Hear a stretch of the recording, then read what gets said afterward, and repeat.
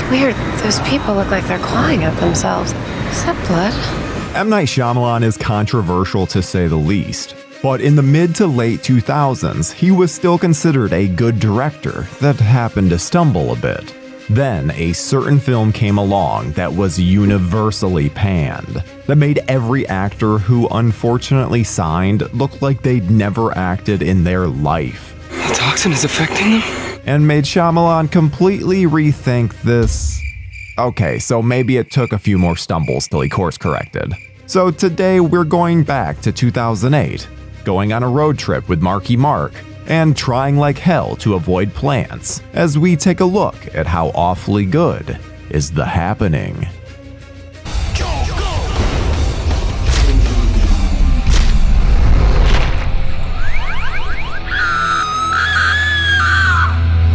We will fail to acknowledge that there are forces at work beyond our understanding.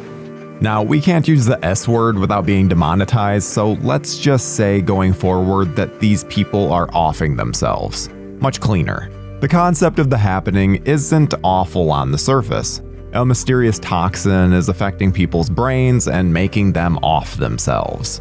The mystery is whether the toxin is a terrorist attack or something else entirely. At this point, I think everyone on the planet knows that it's plants. They've come to the realization that plants are releasing this chemical that makes humans go crazy. It's their revenge for us ravaging the planet over the years. And who best to tackle this issue? Mark motherfucking Wahlberg. And not only that, he's playing a scientist. Well, a teacher scientist, but still. I don't think there's ever been a more dramatic shift in tone than all of these construction workers offing themselves to this speech from Wahlberg. Look, I don't know if you guys have heard about this article in the New York Times about honeybees vanishing. There's no bodies, no sign of them, they're just mysteriously gone. This is scary, huh? What the f is even happening? How can this be real life? You should be more interested in science, Jake. You know why? Because your face is perfect.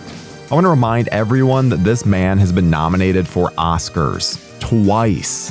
And let's just think of the logistics of this scene. The teachers are all called out of their rooms to be told what's going on, leaving their classrooms all alone. It's 2008.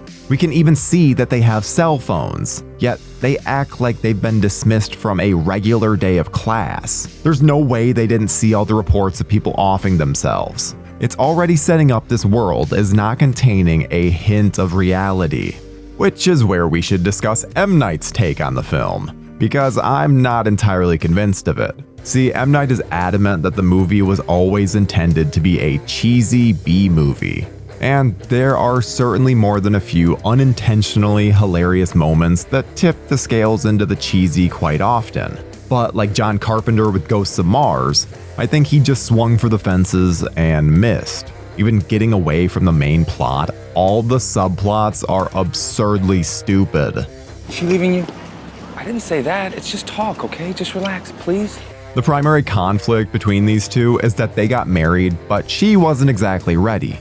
Yeah, we're somehow supposed to care about that while plants are literally killing people. I get it, some human drama between characters is always nice, but we do need people to root for, and both of these people absolutely suck.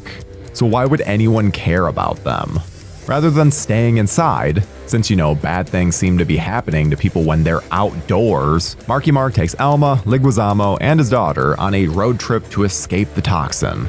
Makes sense to want to protect people you care about, but I can't support the methods. John Leguizamo's character of Julian also makes an absolutely baffling decision at one point. He leaves his daughter with Markie Mark and decides he needs to go across the state to find his wife. I think you can all guess as to what happens here, but why the hell would he leave her?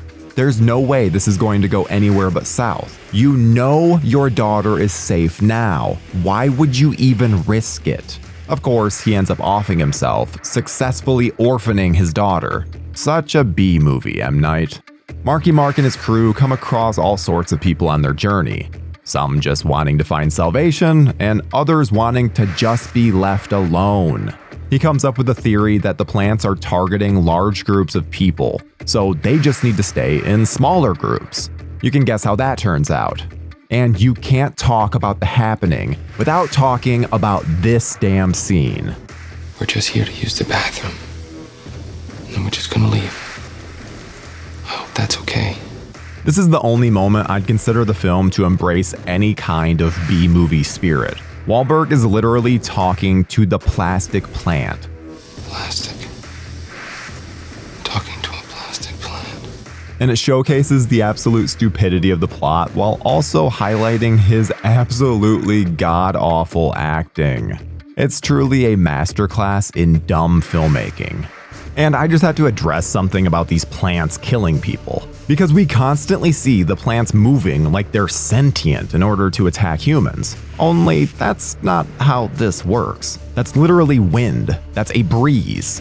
And I get that the wind is spreading the toxin, but the film treats it like the wind is working in conjunction with the plants, or that they have some kind of wind power. How in the world are the plants affecting the wind? It makes my brain hurt.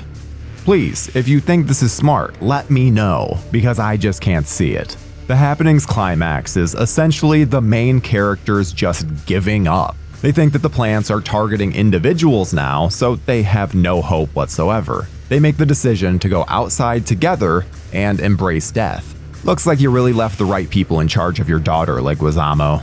And yet, nothing happens. The toxin is no longer in the air and affecting them. The day is saved. For no reason whatsoever. But hey, at least our heroes survive.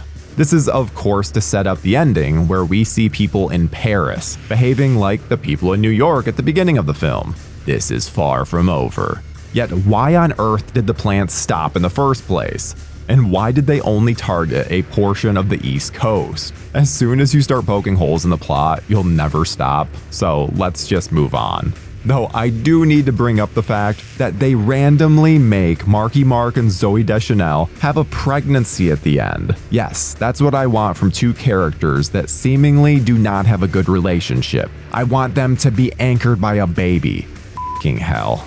Before we continue with our video, here's a reminder to click the Store tab on any of our JoBlo channels and browse our collection of the latest and freshest designs in our merch store. Go get you some.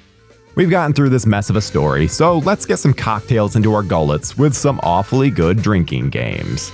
Are you even human? Take a drink whenever Markie Mark acts like an absolute alien creature. Elliot, please tell us what to do! I need a second, okay? Why can't anybody give me a goddamn second? Oh no, the plants! Take a sip whenever we get a shot of menacing plants.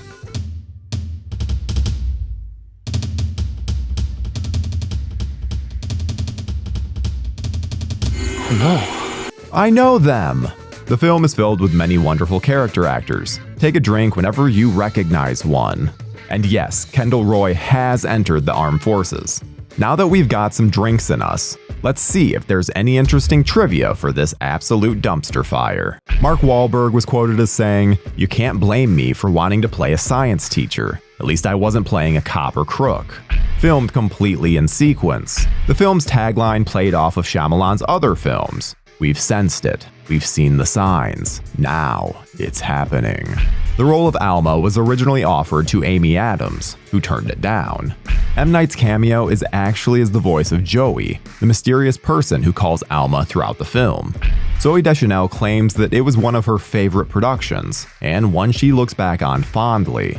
The plot is based on a phenomenon within trees in the acacia genus, which have a defense system that makes them release a chemical that signals to other plants to make their leaves deadly for animals trying to eat them. Julian's daughter Jess actually wears an Avatar: The Last Airbender backpack at the end of the film, which would actually be Shyamalan's next movie.